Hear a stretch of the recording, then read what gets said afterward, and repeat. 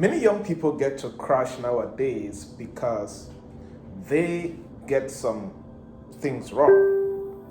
And that is why I always advise my fellow young people, and this is a philosophy that I personally practice, which is growing well is better than growing fast. Building deep first is better than building wide with no foundation. Many young people get to struggle nowadays or get to build things that don't last because they focus on growing fast instead of growing well or growing deep. And how do you grow well? How do you grow deep? Number one, understand the laws and the ethics that governs what you are doing. Number two, understand your personal core values and personal principles.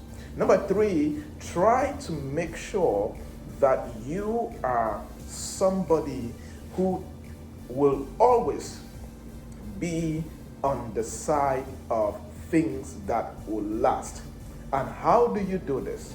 I always advise people, and this is what I do for myself. When I'm about to embark on a business deal, especially, or to embark on something in my career, I always ask myself these 4 questions.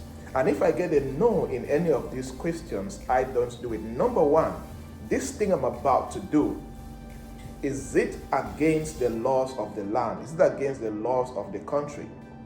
Number two, this thing I'm about to do, is it against or for the ethics of the industry I represent? Number three, this thing I'm about to do, is it against my personal principles and core values as a person? Number four, this thing I'm about to do, is it against or for the will of God? As a Christian, the will of God is very important in the actions that I take in my career and in my business. So remember, it is better you grow well than to grow fast and crash tomorrow. Build deep before you build wide.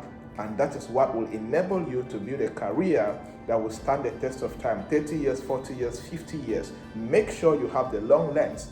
And people who build with the long lens focus on building well instead of building fast. Keep building. Cheers.